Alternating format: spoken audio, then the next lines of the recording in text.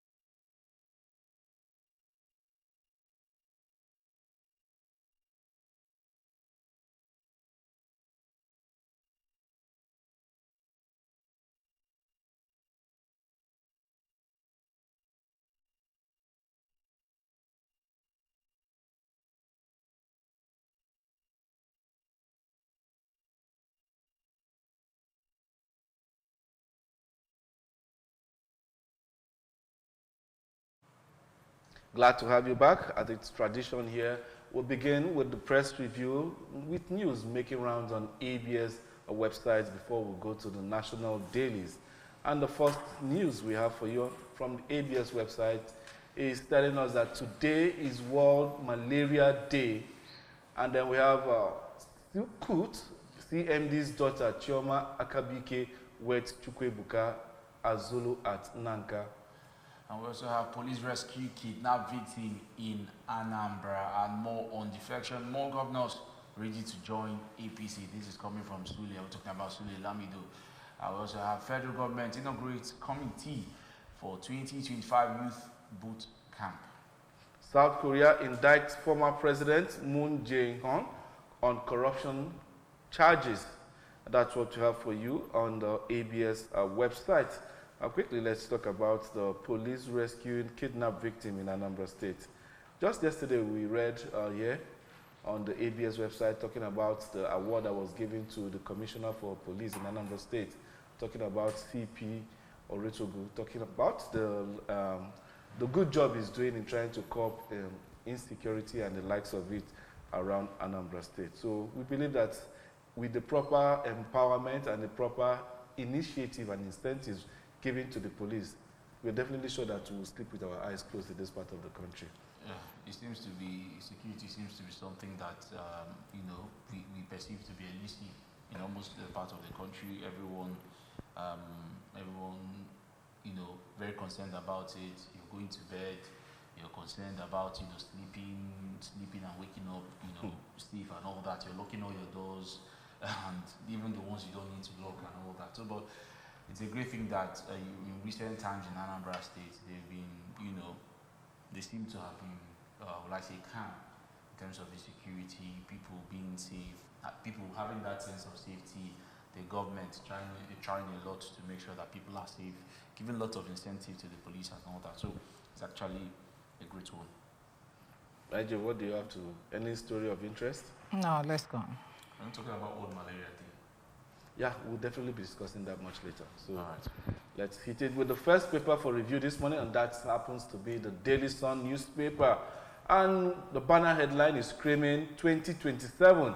We are still in good shape. Wow, that's PDP. Saraki, acting chair, state defection of governor's orders won't affect party fortunes. That's coming from Saraki. And we have and NEC approves textile board $90 billion agri-business plan. Delays state police talks amid rising insecurity. Well, that's worrisome, to say the least. But then, quickly, let's see what we have in the Daily Times newspaper. All right, on the Daily Times newspaper, we have insecurity. Nigerian governors set up committees to collaborate with security agencies. And we also have, still on the Daily Times, we have Kwara Kwara skipping into terrorist trap. Play 2 killings. Military makes progress. Captures suspects. We also have NYC to deploy core members to NDLEA rehab centers. And still on Daily Times, we have alleged $1 billion fraud. Court grants EFCC prayers to arrest 6 CBEX staff.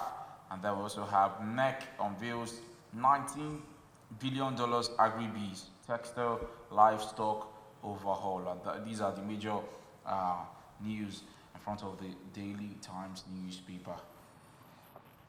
Quickly, let's see what we have in the Punch. Punch newspaper is giving us something there at the masks, talking about Atiku Saraki spearhead PDP resurgence amid key defections. And we have NEC postponed state police talks despite surge in killings. And the writer there says, federal government raises panel to tackle killings and proposes massive security personnel recruitment. EFCC gets order to arrest 6 CBX promoters. Wow, I hope that will bring about the money that was, taken from Nigerians there. And 13 governors fund rural electrification in 925 villages. And that's interesting. Emergency, IBAS meets reps panel today as protests continue. Cyber crime, that's Chinese suspects forfeit 73 houses, 1,596 laptops. Obi versus Abure. INEC studies Supreme Court judgment.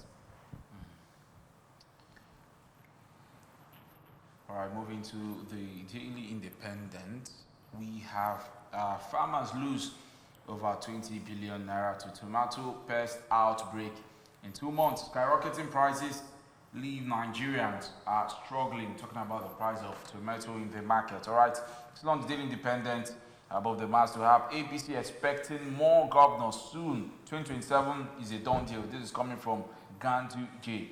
Uncertainty in oil prices will impact Nigeria. This is coming from the International Monetary Fund, talking about the IMF. Then we also have reps walk out in disappointment as IBAS shuns summons. And then we also have PDP describes Oboreveri's defection as sad and unfortunate. And a kicker to that, we have inveiled reference to Tinubu says he can't outplay God, and that's on page 6 of the Daily Independent. Still on the Daily Independent, we have governors, 2027 governors joining APC won't distract us. This is coming from the Atiku-led coalition.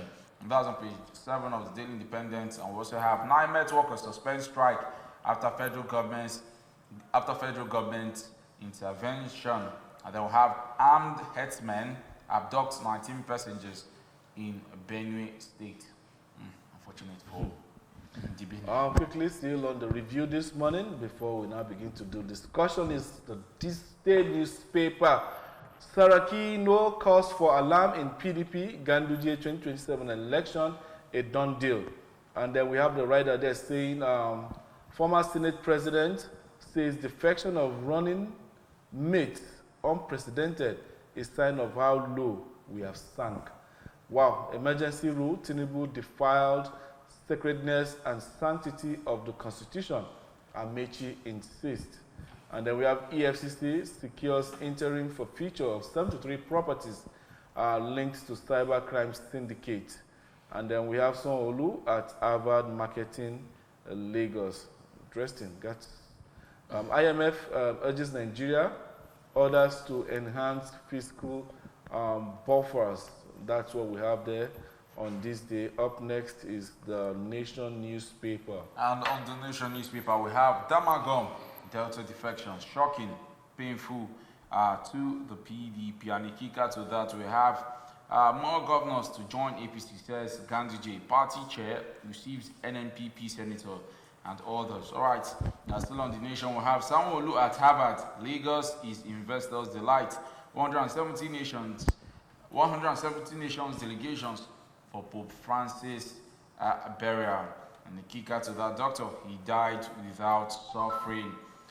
Still on the nation, we have NEC defense discussion on state police. Governors, governors okay with governors okay tech-driven security approach. And then we have Arimen Labour Party Chairman Abure insists 80% of FIRS jobs to be performed by employees, says Adedeji. Edun projects more cash crude from NNPCL. Court case arrest warrant for 6 CBEX scam suspects. The Guardian newspaper is up next for review. And then we have the banner headline talking about how market realities expose weak business models, growth illusion. That's the banner headline of the Guardian newspaper, and you see the setup, development, and the funding cycle talking about the graphics there.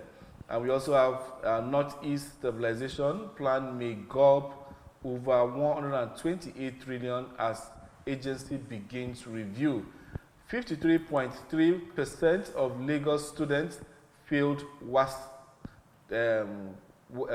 Africa School Living Certificate in 2024, says government. Setback looms in 11 states as U.S. halts $73 million yearly anti-malaria aid. IBAS shuns reps invitation, attends NEC meeting. Lagos is investors' delight, Sanwo-Olu says at Harvard. And we also have here World Bank. Nigeria needs better fiscal contract with citizens to reduce poverty. Again, NEC differs deliberation on state police, insists on modern ranching. Let's see how it goes. More PDP governors to defect, Ganduje vows as Damagun Saraki orders downplay crisis. Oh, talking about this defection, I don't really understand if the defection is for the interest of Nigerians or rather satisfying the deep pockets of our greedy and lustful politicians, so to say. Because in other climes you see defections more like happening so that where things are not auguring well, in order to pull more weight so that there can be some form of balance, and then the people get to have the true benefits of the dividends of democracy. But in this climb, defection is just going there, submit your CV, and then your sins are forgiven. And that's what happens in this part. And it's just so much of a shame to see that the party chairman will come up and be announcing and boastful about it, that more governors will come. More governors are coming, defecting to APC. Is he making it seem as if APC is the best thing that has happened to mankind since the creation of democracy in Nigeria? Certainly not. But then let's watch and see. Since everything has been shelved aside, nobody is talking about the insecurity that is happening. Even the news here, in some of the dailies that we read this morning, they are downplaying the importance of state policing. That should be the topic of the day, not this issue of moving from one political party to the winning party. The so-called state of emergency in Rivers State, we are not even seeing democracy at play in Rivers State, and nobody seems to be asking. You begin to ask, where are our stands? Where are our legislators? Where are the judiciary that will call this government to order and know that they have already derailed from the true ethics of democracy? Well, it's just so pathetic. Well, let's see what other stories that we have here that definitely might be of interest to talk about. PDP says they are in good shape despite the massive, defections, especially the one that happened in Delta State. Delta has been PDP right from 1999 to now. So I wonder how the big wigs in Delta State, talking about the ex-governors of that state, will be feeling based on what's happening right now. That is a showcase of cowardice, I must say. I do not think, it may not be how we think. Nigerians, on average, have these, especially Southern Nigerians, we have this. I'm trying to get the right words to actually describe. That's the best adjective to actually, describe the situation. We have this. Phobia is also not the best. We have this. We just have this thing for the APC, and also looking at how well the APC have done or have not done so far in the various times they've been in the government, and how well they've not done or have done in the southwestern part of the country, because they have been, the APC is more like the former AG, like the Action Group Party of Western Nigeria from way back and all that. The APC is far from that. You rather say APC is the CPP that was formed, that had a nomenclature of wanting to grab power by all. More like the ideology, they don't share ideology. APC doesn't share ideology with any political party ever created in this country. None. All right. But if you talk about the ethics of politics, you talk about political parties since the inception of the Fourth Republic, APC is far from what you would even call a political party. So that's the point. So what do you mean by ideology? They don't have. Are there political ideology? What is APC's ideology? You say they don't have anything. They're not sharing any ideology with them. So what is their They don't even have. That's what I'm saying. Their case was just grab power. That was just it. No ideology, no manifesto, nothing. Defection is normal, very, very normal. So if you are not comfortable where you are free to move. Except that there are laid down rules for you to do these things. Okay? When you have been able to accomplish this, then you can move. And then if you think if the people that are defecting from their parties think they are doing something wrong, then come out and challenge their defection. That's just it. When you stay idle, you are not doing anything, you are not even a good opposition to the party in power, and nothing is happening. People want to stay where something is happening. Nothing is happening with your party. You just stay and you are waiting. When you finish this election, you are waiting for the next election.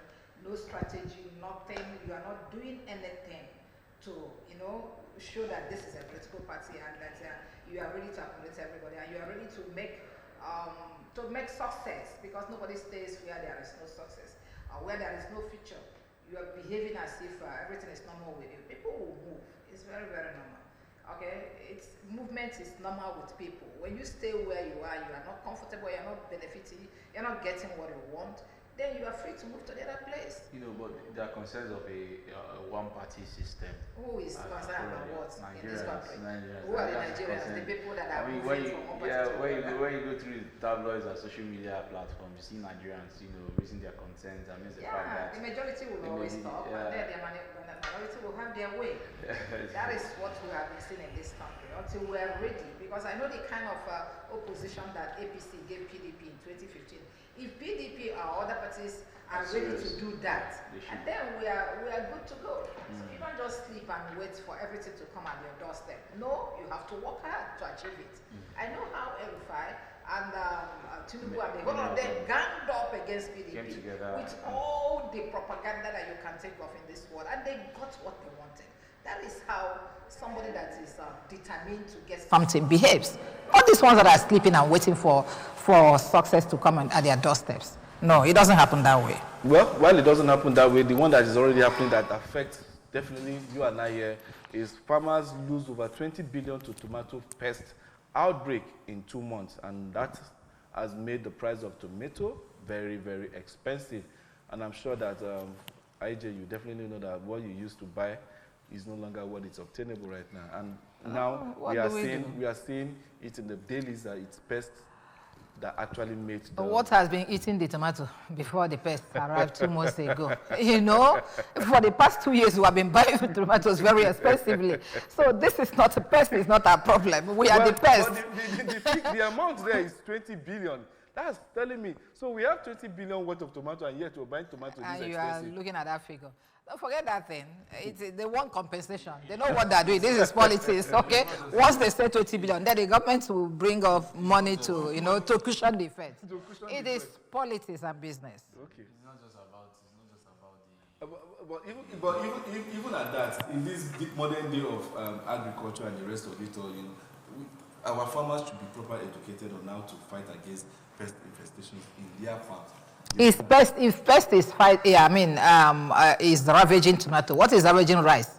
What is ravaging beans? where all these other commodities are very expensive in this country. They call the maize. Yeah. What is Even the packaged ones. which pest is damaging those ones? We are where we have found ourselves, and we keep moving. Now, talking I about... said it yesterday. What if you wake up any day and find out you are still alive? Okay, good, you are alive. You keep moving. That's all. You keep moving. Now, court orders... Now, talking about the Nation newspaper now, and something is interesting that I really want to talk about here. Court orders arrest warrant for 6 CBN scam suspects. In one of the papers, it said promoters. Are the promoters, are they not the foot soldiers that go about advertising what happens in CBEX? So what happens to the executive? Well, it's not just about the food soldiers. Like, it's not basically just about the food soldiers. It's just about everyone involved. Six.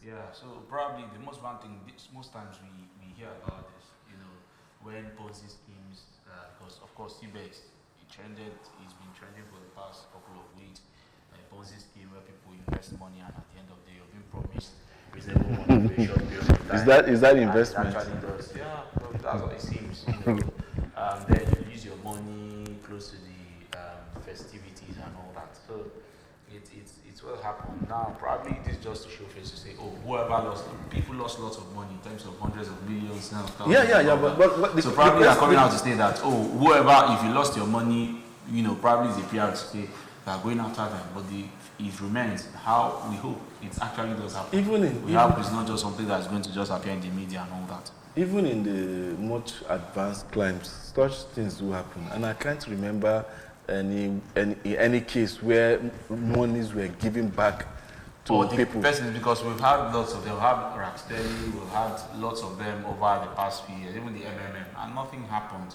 The banks, the bank accounts of these scammers were not. I do not think it was blocked. I didn't see any report about that. If it actually did happen, great. And all that. So we hope this time it's not like that way. What do you expect them to say? They will say something, at least for you to feel that somebody is in charge. Exactly. So, it's as simple as that. A Ponzi scheme is a Ponzi scheme. They are there to swindle you. And CBS has done his own.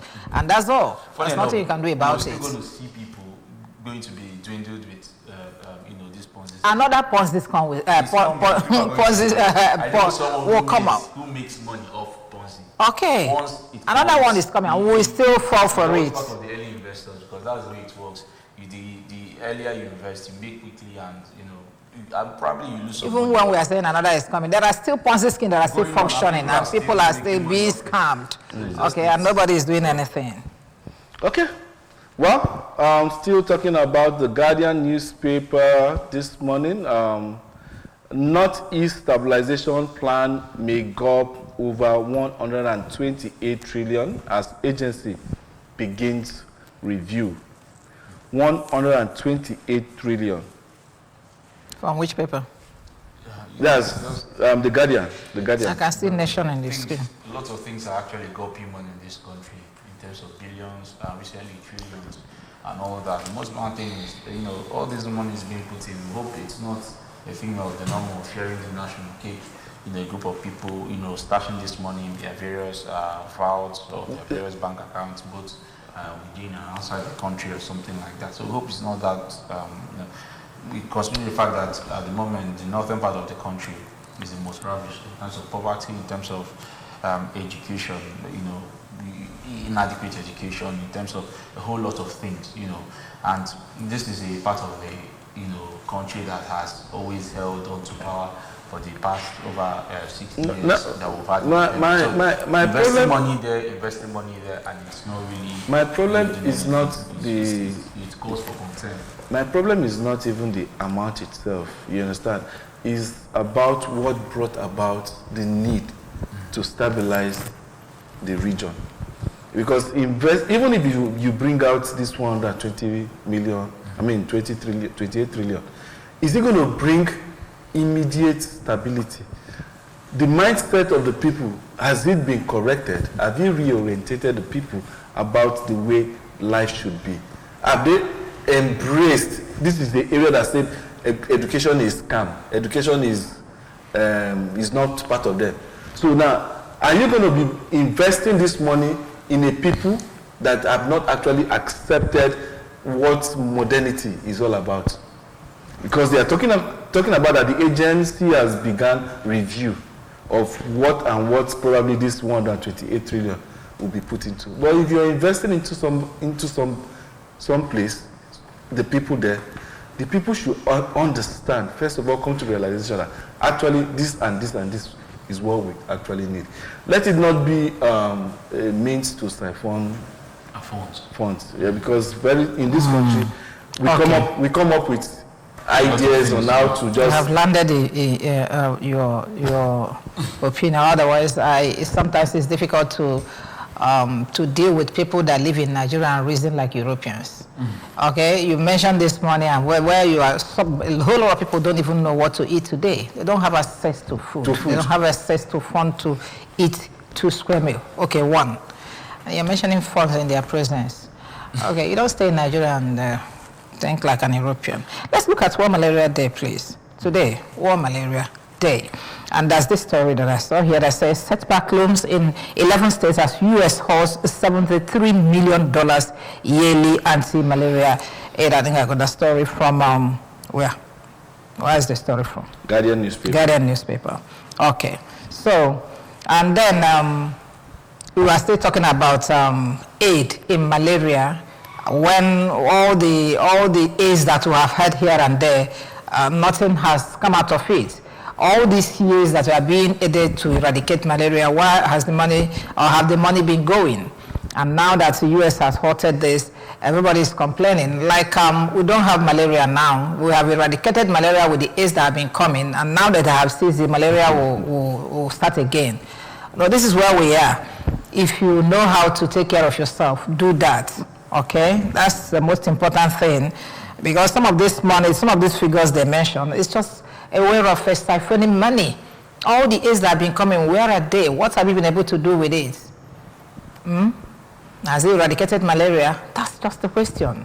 So I don't always depend on countries to help, depending on aid. Nigeria is a big nation. It should be giving aid to people, to other African countries. Are you, I don't know. Okay, yes, that's what it should be. It's a big nation. You say you are giant of Africa, and then little countries of that cannot constitute Anambra state population is challenging you, okay, or feeding you, exporting food to a giant of Africa. There are a whole lot of things that we need to do or to rejig this nation to take a proper position in the Committee of Nations. Otherwise, this is what we'll keep talking and complaining, okay? Let's look at the theme for this year's World Malaria Day. Malaria ends with us, reinvest, reimagine, and reignite. I wouldn't know what they mean by that. Probably to keep reinvesting, eradicating malaria. Like you said, everything. Money's being invested. Us not. Even when you invest the money, our conscious, just like IJ said, when you invest this money, what are you doing to make sure that mosquitoes don't live around your area? The government wouldn't come and do that. The aid that US and other donor agencies give wouldn't come and do that. So even if it comes in bringing quality drugs and making them available for you, but you equally need to do your own. They share. That's why it starts with you. Yeah, so they share treated net so that you can sleep underneath it. And then take it or leave it. Mosquito is the greatest killer mankind has ever known. All the wars. And you collected the nets, kept them somewhere in your house. So in riverine areas, they use it to fish. Oh, is that, really? Yeah, the mosquito net. Yeah. In riverine areas, they use it to fish as fishing nets. I won't be catching even worms. Exactly. Because it's very tight now. Very, very tight. So you can imagine that. So now, apart from the fact that government invest in this, donor agencies invest in this, what are you individuals doing to help yourself? People still trash refuse within their neighborhood, and when rain falls, it's now a breeding ground for mosquitoes. So we need to be conscious about this whole thing on our own part. Then government will now do the own part. Like we were talking about 11 countries that have successfully eradicated mosquitoes as the malaria in their own area. Before you leave this country now, you have to get a card to show that you don't have it before you leave this country. Because where you're going to, there is no such thing as malaria. And they don't even want you to bring it. They don't want you to bring it. So they just quarantine you. Because to them it's alien. But that's when we battle here. Number one killer disease. in sub-Saharan Africa. Yet, other parts of the world, they will tell you, okay, it's tropics. It's not tropics. Does it even kill you? I've seen people that... The kind of tough skin that you guys have developed in this country. What kill others don't kill us here, honestly. Right. The good news is that despite progress since 2000, that's the year 2000, with an estimated 2.2 billion cases and 12.7 million deaths, so that 12.7 million deaths have been averted out of about 2.2 billion cases. That's about since the year 2000. So Africa's malaria incidence and mortality reductions have stalled. That's it has actually probably to a reasonable extent reduced. Now from 2000 to 2022, the World Health Organization that's in the African region saw a 40% decrease in malaria incidence and a 60% reduction in mortality, but this falls short of the African Union goals of about 70% reduction by 2025. So, all those in papers, some people are still suffering. Well, I want to ask you, what happened to our doctors? What happened to our research institutes? Where we can, on our own, research and get local indigenous drugs that can handle malaria. Once and for all. Once and for all. Must you depend on America? Must you depend on AIDS? Must you depend in other countries to solve a little problem? Malaria, our ancestors were living with malaria and solving the case of malaria. I remember when we were growing up, when we come back on Christmas holidays, everybody, there's something that they cook, what do you call it? Name, dogoyaro. Dogoyaro. And they put it, there's this salt that is in packet that they put in it. Okay, mix it and put you on top of the pavement and bath you. After that, come and see oil there. You know, that kind of a thing. And they worked. Everybody will be healthy and be running around. That kind of a thing. So, can't we do anything for ourselves? Can't we do something for ourselves? Must we depend in other countries for even a problem that we can solve? Just because we want to make money with everything, we want to make money with our lives. Let us cry that malaria is cleaner so that AIDS will come and we'll make the money. When you know what to do and get off malaria. Okay, let's go to River State and see what the healthman there is doing. That's Ibas. With this story that's from Guardian that says, Ibas shuns Rep's invitation, attends next meeting. It's one of the most heartbreaking situations in River State. An administrator. A bloody civilian storming a whole military man, somebody that has risen to that rank. The man will say, what are you guys calling me a bloody? You know the military hierarchy and the rest of that. The backing from the center, you know, a whole lot of things. And you guys are talking about one-party system. You have not seen the kind of autocratic government that we have found ourselves in, whereby whatever they say is final. What the legislature will not challenge, judiciary will not challenge. If you go to court, they will tell the judge what to write in the judgment, or they write the judgment and pass to the judge. And you call the National Assembly, come do your oversight function. They say on your mandate will stand. So where do you go with this? The man was instituted by the powers that be. So he has refused to answer the legislations. Yeah. And what are they doing? This is where I come in now. What are they doing? Who are they? Are you talking about the legislations? Why should they keep quiet? They should raise voices. Someone, you know, that's what they're saying. You summon him, he refused to go. Move ahead. Do something. At this moment, you know. Challenge the status quo. Challenge the authority that he is obeying. Because you are an authority yourself. You have to do your function. These are the things that we hope for. These are the things we envisage. That's why we're not getting where we're supposed to go. Because nobody wants to do or say anything. The situation in Nigeria now is one that, you know, leaves you baffled.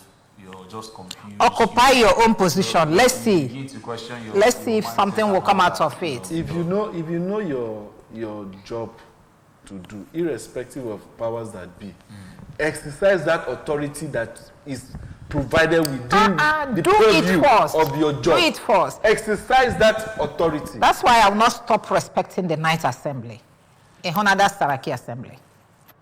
The only assembly that challenged the executive. I won't stop respecting them. You won't talk about the assembly that denied third term bid. You won't talk about that. Because if that assembly was what we're having now, I'm telling you, it should have been your mandate to stand. That's the man Olusegun Obasanjo come out and say he wasn't really interested in the third term bid.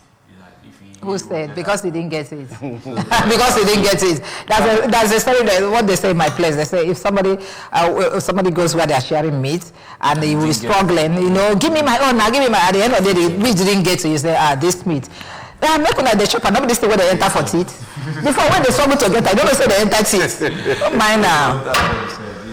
Okay, let's see what we're talking about. NEC postponing state police talks despite surge in killings. Kwara, Niger, Plateau, Benue, Ondo, a lot, Edo, and thinking that the president was talking tough on security, I was thinking the next line of action would be, after talking tough with the chiefs and the rest of it all, what do we do about this police, state policing? What do we need to do in order to make sure that this thing gathers momentum, so that we can from somewhere start attacking this insurgency that is really at each other's face, at everybody's face? We no longer can travel. Nobody feels safe. Safe on Nigerian roads. Nothing. So now, do you think that NEC postponing this state policing talk despite surge, it's a conflicting story compared to what we saw yesterday? The president was talking tough on the chiefs, telling them, okay, fine, enough is enough. And today, we are seeing the same NEC is postponing state policing. State policing would have gone at least a little way in trying to make sure that we cover this thing. We've already talked about it, that your local vigilantes know their areas well. Some people are of the opinion that state governors will hijack it and the rest of it all. They should design it in such a way that these things will just be isolated. That's the point. It mustn't be about state policing. You can say, okay, let us support your local, like I think in Anambra State we have Udogachi. Yes, Udogachi, or the operation. Support them. Then in Jos, there were reports in Plateau State that the state government tried to also have their own homeland security, and somehow the DSS intercepted their weapons they bought to protect themselves and something like that. If you cannot provide state police for them, or but support the local security outfit, the vigilante groups, the security, the private security groups, and whatever security system or apparatus, the state government or any state government, that is the state government that is really very intentional in fighting insecurity. So if the federal government is really not supporting this, the local policies in the various, government states across the country, then it means something is wrong. Something is wrong. There's something the federal government is refusing to do. There's something that they know that are really not, telling everybody. Because if you're really concerned about people being safe, once a state governor runs, meets you, or is already, Are you in support of state policing? You're not getting what I'm saying. It is really very important that we have state police. But I'm saying, even if you're not willing to support the state police, the federal who are you talking about? Are you talking about the federal government? Yes, even if they're not willing to support the state police, because of course everybody wants to be in control. Nigeria is where everybody wants to be in control. Like from the federal government, everybody, everybody's afraid of backstabbing, everybody's afraid of cross-carpeting, everybody's afraid of, people doing a lot of things behind their back. They want that control. But even if you do not want to let, support state police, support the local, security outfit of this various governments, support what is happening in Anambra State, the local security outfit, support what is happening across, support them. Like I just talked about Plateau State, where the reports about the government trying to get weapons, trying to empower the task force or the local security there to fight against insurgency, to fight against the killer headsmen and all that. But reports are that the DSS intercepted the weapons and all that. So it is really not sounding nice. If we had local securities or really empowered local securities in somewhere like Benue State and other parts of the country where we have lots of insecurity, people being killed in their farms or something like that, I believe in a very large way it's going to stop these killings and all that. All right? Yeah, it's going to stop killings when the government wants to stop killings. Okay, you made one statement that if they're intentional in fighting crimes, who told you they don't know what to do? Do you know how many generals we have in this country, even those that are in this administration? Nobody said that they don't know what to do. If they want this crisis to stop today, 48 hours, it will stop. It's as simple as that. They know what to do. When you know what to do and you're intentional about doing it, nothing stops you. Especially when you have the Nothing. Local or state police is a long statement to arrest an emergency situation like insecurity that is ravaging a nation. Haba. Where are the mercenaries? Have you cried out to one or two countries? They've done that. Have you done? Some of the states may have done that. No, not the states. I am talking about Nigeria as a nation. And you will arrest this just in 48 hours. These are Marudas. They don't belong here. They come from another country to ravage your country, and you are here speaking English. Anyway. Well, let's see what we have.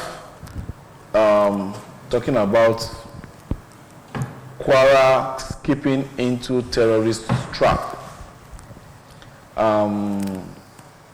Sometimes you begin to wonder if what these governors actually do at NEC meeting.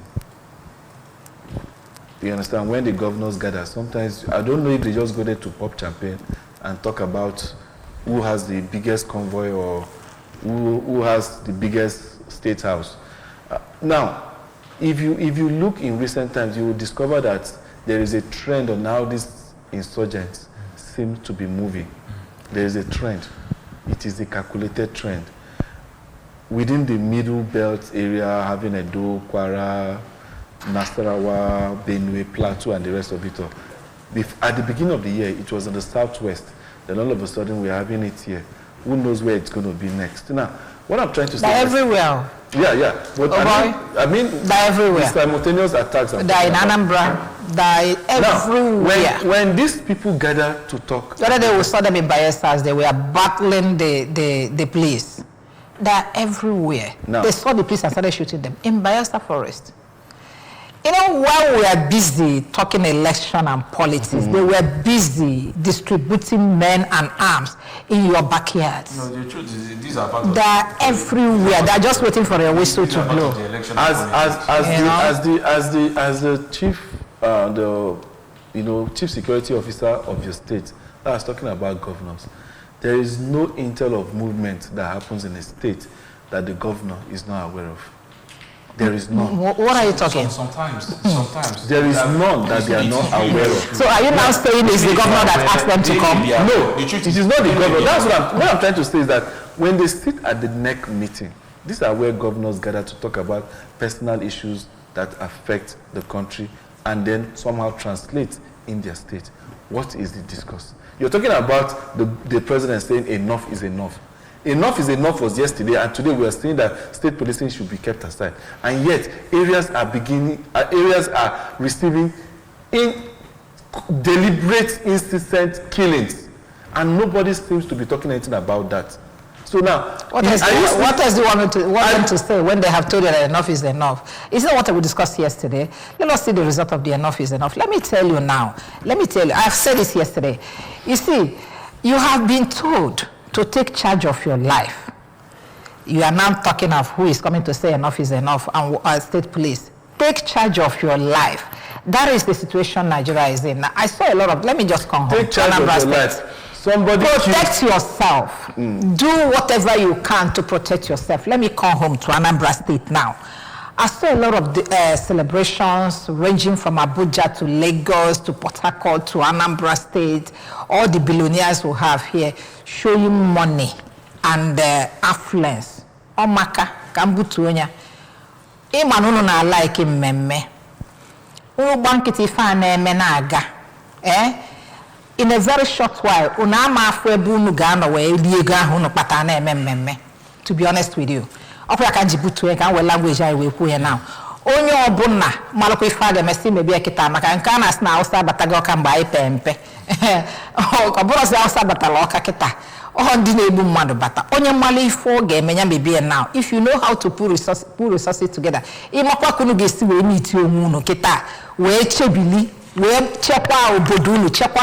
check your region. Now, because if I saw what was going on in the Hamufu in Simbi Bobankesi, they have a gateway. Once they finish with Hamufu, it's a movement. It's a movement. They will move to the next community. They will keep moving until they wipe out everywhere. Look at what they are doing in the north. They finish the community, burn down everywhere, and they occupy. They kill and occupy. This is their mission, that this country belongs to them. We want to chase them out and occupy this nation. You are sleeping. The truth is, in all this, we have to, we must. It's not a thing of, whether we like it or not. We must hold the federal government accountable. Because whatever security apparatus we have in this country, it is subject to the directive of the federal government. If they really want to save lives and properties, the federal government must support. And when the federal government is not supporting or is making it really very difficult for the government, the local government to actually secure their people, then the private citizens, the governors, will just submit their heads for slaughter. Let's go. Most times. If they don't do anything, submit your head for slaughter. No problem. Let's go, I beg. No, Alec is not saying anything. We have run out of time. We just have to go and continue from where we stopped next week. This morning, and we want to say stick around because we still have other segments talking about World Malaria Day. Let's talk about malaria with the professionals that will definitely highlight us. We'll continue after this short time. Don't go anywhere. The show continues now.